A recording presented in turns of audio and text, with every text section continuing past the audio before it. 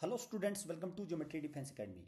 UP Sainik school के जो admission form आए हैं एकेडमिक सेशन 2026-27 के लिए, उसमें एलिजिबिलिटी क्राइटेरिया क्या है, उसमें किस एज के बच्चे, किस उम्र के बच्चे फॉर्म भर पाएंगे, मतलब उसमें एज कितनी चाहिए बच्चे को फॉर्म भरने के लिए, कौन सी क्लास में बच्चा होना चाहिए, डोमिसाइल कहाँ का लगेगा, एग्ज़ाम की डेट क्या है, फॉर्म फी क्या है और अदर इम्पोर्टेंट चीज़ें मैं इसमें आपको बताऊंगा।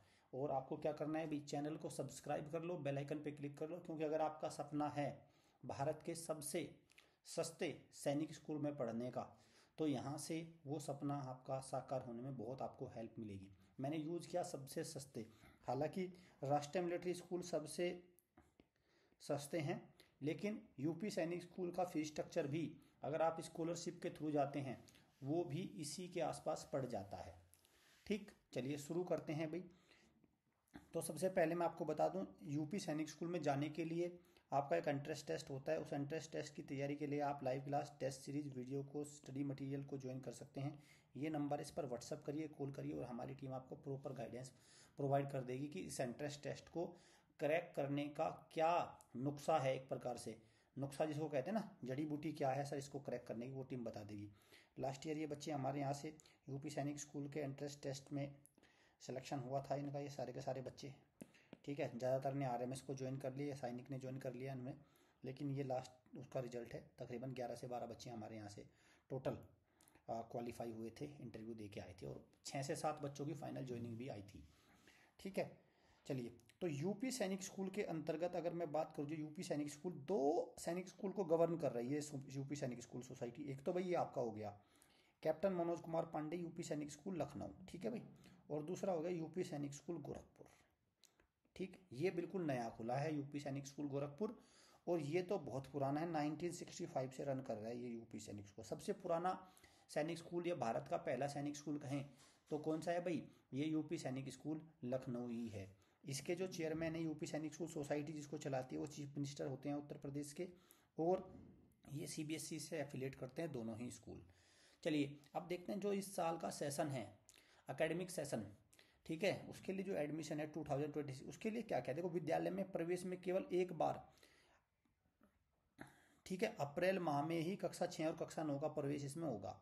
तो जाहिर सी बात है, तो एडमिशन होता है, लेकिन एडमिशन के लिए क्या होता है, लिखित परीक्षा होगी भाई। कब होगी लिखित परीक्षा? 28 दिसंबर 2025 को। उम्मीदवारों को चयन हेतु लिखित परीक्षा ये इस तारीख को आयोजित की जाएगी।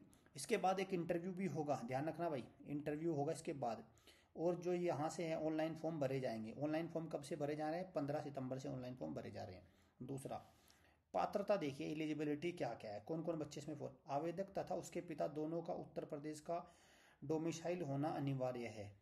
ठीक, तो भाई अगर मैं कहूँ तो डोमिसाइल तो फादर का ही होता है कुल मिला के, तो पिता मतलब बच्चे का तो अपने आप ही डोमिसाइल वहीं का ही बन जाता है।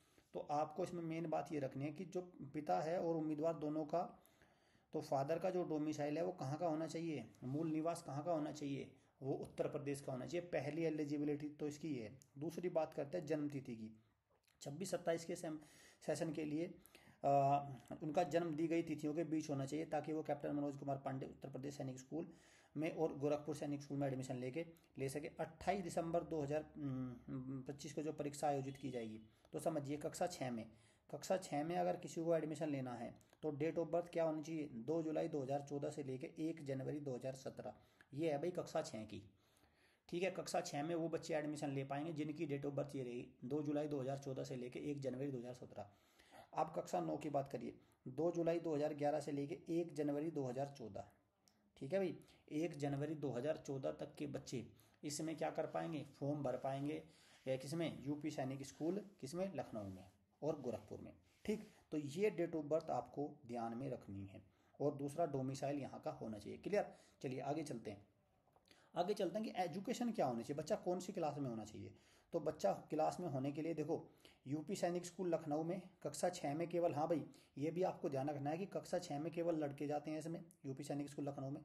कक्षा 9 में लड़के और लड़कियां दोनों की सीट होती हैं।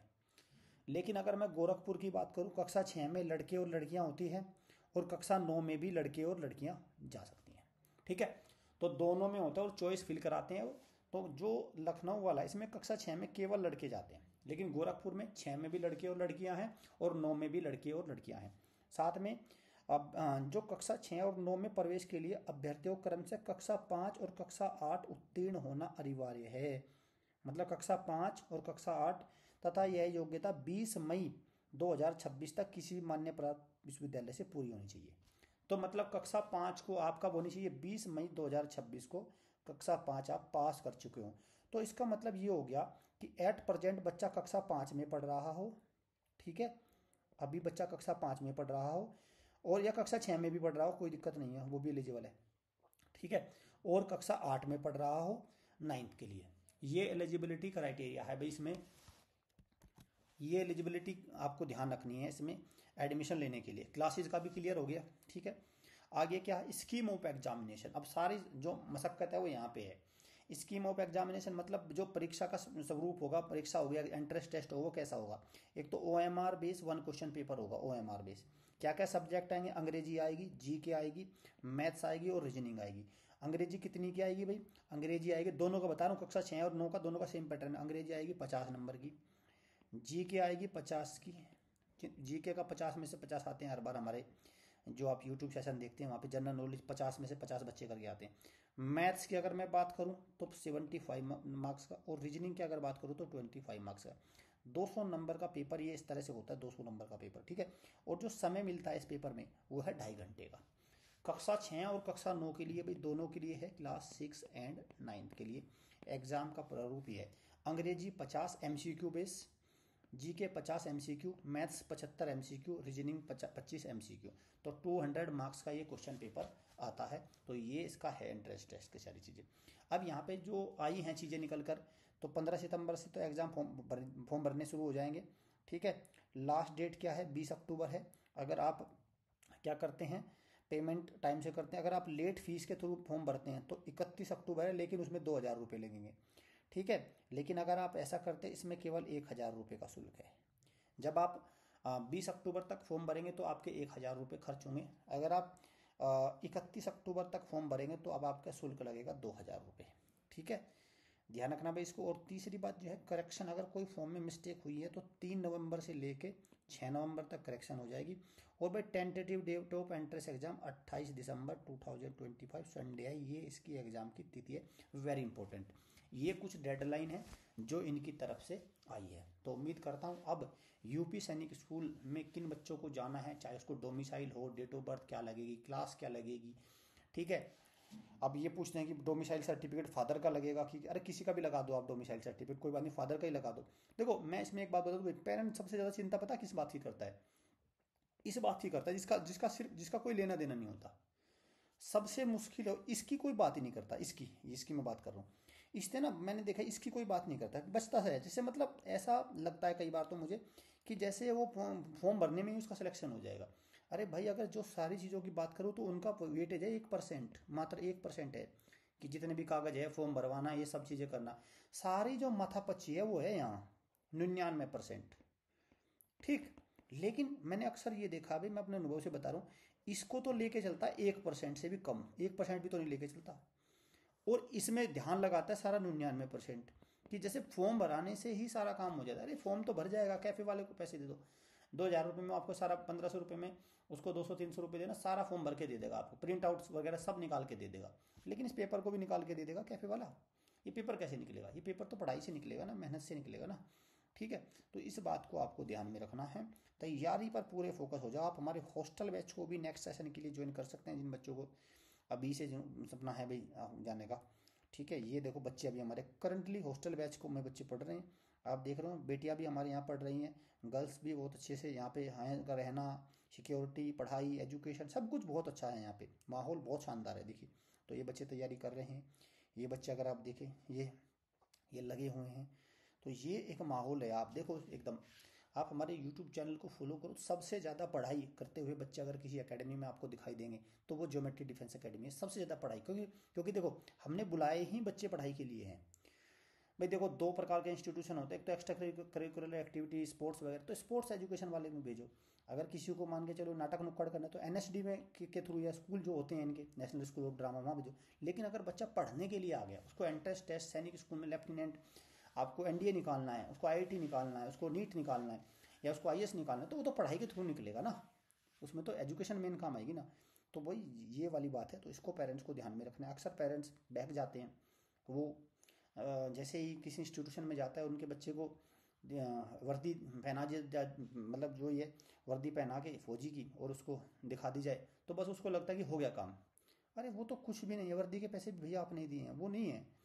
ठीक है, उसको एक्सरसाइज करता दिखा दो, वर्दी पहना दो, उससे नहीं होता कुछ भी भाई। वो तो बाद की बात है, वो तो बाद में जब बच्चा जो वहाँ पे आपका खड़गवासला पुणे एनडीए एकेडमी में जाएगा, तो वहाँ पे जाके वो सारी चीज़, उसको 3 साल की ट्रेनिंग क्या होती है, 3 साल की ट्रेनिंग हुई वही होती है भाई। जब एनडीए क्लियर कर लेता है, एसएसबी क्लियर कर ले, जो ज्वाइन करता है वो खड़गवासला में, तो वहाँ पे 3 साल करता क्या है, वही करता है सारा, वो है रियल तो। लेकिन अक्सर भाई पेरेंट्स इन चक्रों में आ जाता है, और फिर बाद में कहता है कि मेरे का तो रिटर्न ही नहीं निकला। बाद में बनता लेफ्टिनेंट तो पहले ही तो देर हो गया, क्योंकि पढ़ाई नहीं करी ना। तो ये सारी चीज़ों को आपको ध्यान में रखना है। और चैनल से जुड़ जाइए, सब्सक्राइब कर लीजिए, बेल आइकन पे क्लिक कर लीजिए। अगर आप सच में सीरियस हैं, मैं ये कहता हूँ भाई, हमारे पास जो पेरेंट्स के कॉल आते हैं, अगर आप सीरियस है वही जुड़िए हमसे। नॉन सीरियस पेरेंट्स को तो हम भी नहीं चाहते कि वो हमसे जुड़े, क्योंकि कोई फ़ायदा भी नहीं है, उनके लिए भी यहाँ पे कोई चीज़ नहीं मिलेगी, और हमारे भी वो किसी मतलब के नहीं है।